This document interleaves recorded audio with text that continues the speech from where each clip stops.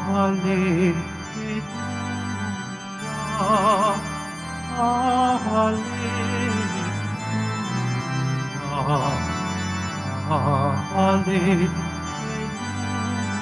hallelujah.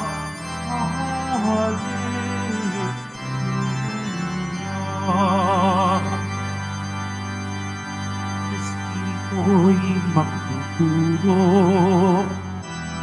ng aral at pagtuturo ni Jesus na ating guro. Hallelujah, hallelujah,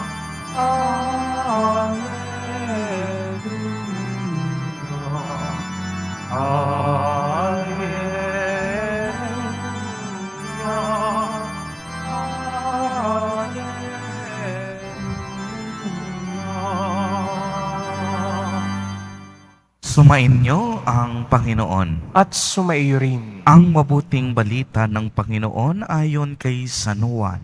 Papuri sa iyo, Panginoon. Noong panahong iyon, sinabi ni Jesus sa kaniyang mga alagad, "Ang tumatanggap sa mga utos ko at tumutupad nito, ang siyang umiibig sa akin. Ang umiibig sa akin ay iibigin ng aking Ama. Iibigin ko rin siya at ako'y lubusang magpapakilala sa kanya." Tinanong siya ni Judas, hindi ang Iscariote, "Panginoon, bakit po sa amin lamang kayo magpapakilala ng lubusan at hindi sa sanlibutan?" Sumagot si Jesus, "Ang umiibig sa akin ay tutupad ng aking salita. Iibigan siya ng aking Ama at kami sa kanya at mananahan sa kanya. Ang hindi umiibig sa akin ay hindi tumutupad sa aking mga salita. Hindi akin ang salitang narinig ninyo, kundi sa Amang nagsugo sa akin. Sinabi ko sa inyo ang mga bagay na ito, samantalang kasama pa ninyo ako. Ngunit ang patnubay, ang Espiritu Santo, na susuguin ng Ama sa pangalan ko, ang siyang magtuturo sa inyo ng lahat ng bagay at magpapaalala ng lahat ng sinabi ko sa inyo." Ang mabuting balita ng Panginoon. Pinupuri ka namin, Panginoong Hesukristo. Magsiupo muna ang lahat. Magandang umaga po sa inyong lahat, mga kapatid kay Kristo. Sa lahat po ng ating mga taga-subaybay sa iba't ibang online platforms at sa lahat ng ating mga kadiboto sa iba't ibang panig ng Pilipinas at maging sa buong mundo kung saan tayo ay naaabot ngayon ng ating live streaming. Mapayapang umaga din po sa inyong lahat. Purihin at dakilain natin ang ating Panginoon, ang mahal na poong Jesus Nazareno. Mga kapatid kay Kristo at mga kadiboto, malugod po namin kayong tinatanggap sa Basilica Minor at Pambansang Dambana ni Jesus Nazareno. Sa araw na ito ay pinagdiriwang at gunugnita natin ang kapistahan ni Santa Catalina.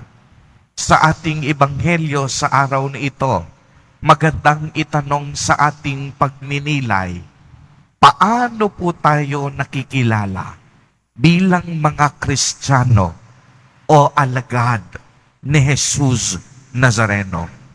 Ang ating ebanghelyo nagsabi sa atin ng dalawang mahahalagang pamamaraan. Una, nakikilala tayo kung tayo ay marunong umibig. Ikalawa, nakikilala tayo bilang mga Kristiyano kung marunong tayong sumunod sa kalooban ng Diyos Ama. Unang-una, pag-ibig. Hindi tayo pwedeng tawaging alagad ni Jesus Nazareno kung hindi tayo marunong umibig. Isa sa pinakamaganda, pinakadakila at pinakatanyag na kalikasan at katangian ng Diyos ay pag-ibig. Minsan nang sinabi ni San Pablo Apostol na ang ating Panginoon ay pag-ibig. Anong ibig sabihin pag sinabi nating marunong umibig ang isang tao? Simple lang. Marunong siyang magsakripisyo.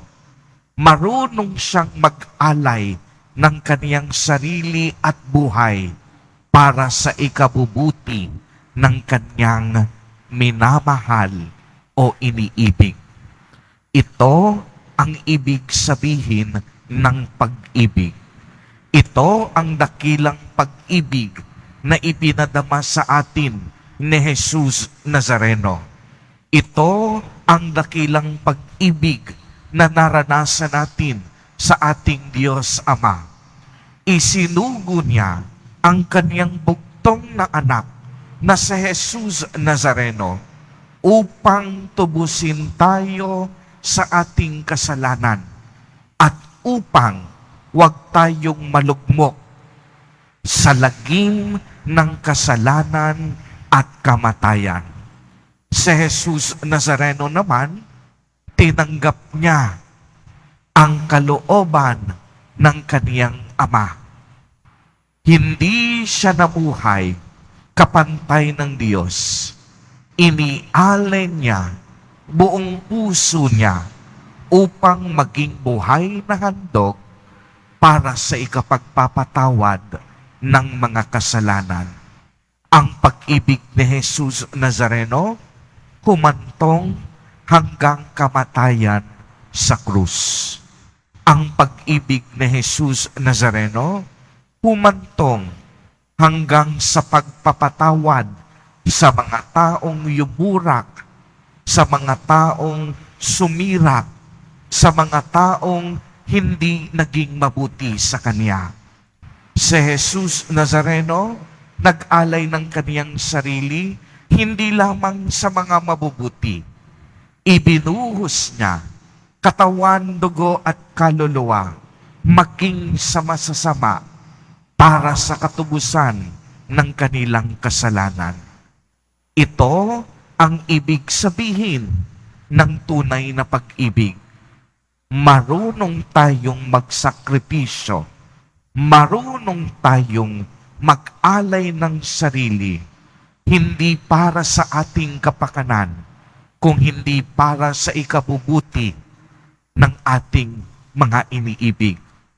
Di po ba't ganito din ang pag-ibig ng mga magulang? Siguro marami ngayon, pagka 5 a.m., maraming nanonood sa online. Karaniwang nanonood, mga nanay, naghahanda para sa kanilang mga anak mamaya, habang nagluluto, ayan, nanonood ng online mass sa Quiapo Church. Habang nagwawalis, habang nagpapainit ng tubig para sa kanilang anak. Gumigising ng maaga. Yung huling pera niya, bibili niya ng damit o duster, hindi pa niya gagawin yon. Iisipin pa niya yung kaniyang anak. Yung mga tatay, nagtatrabaho. Kahit may gustong kainin minsan, pag naghihigpit ng sinturon, hindi uunahin ang sarili. Uunahin tuition fee ng kaniyang anak. Uunahin pangangailangan ng kaniyang anak. Di po ba't ganito ang tunay na ibig sabihin ng pagmamahal? Inuuna hindi ang sarili, kung hindi ang kapakanan ng kanyang iniibig. Nililimot ang pansariling karangalan at kagustuhan upang mabuhay ang kanyang iniibig. Ikalawa, pagsunod sa kalooban ng Diyos.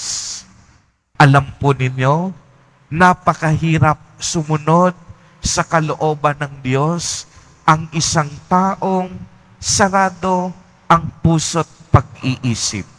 Sa isang taong matigas ang kalooban. Lagi ko pong sinasabi, ang mga utos at aral ni Jesus Nazareno, ang 10 utos ng Diyos, hindi mahirap sundin kung hindi tayo guilty sa mga ito. For example magbigay ako ng halimbawa. Sa 10 utos ng Diyos, sinabi doon, huwag kang magnanakaw. Kung hindi ka nagnanakaw at wala kang masamang pag-iinteres sa iyong kapwa, sa iyong opisina, o anumang bagay sa iyong paligid, you are free of that sin.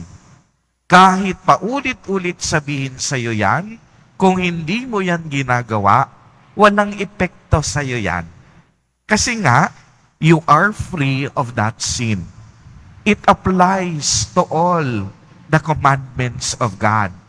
Kung sinusunod natin ang mga utos ng Diyos, ang mga utos niya, hindi dapat magiging hadlang sa atin. Kasi anong ibig sabihin lang ng 10 utos ng Diyos? Mga paalala na patuloy kang gumawa ng mabuti. Sapagkat anumang masamang gawin mo ay paglabag sa kalooban ng Diyos.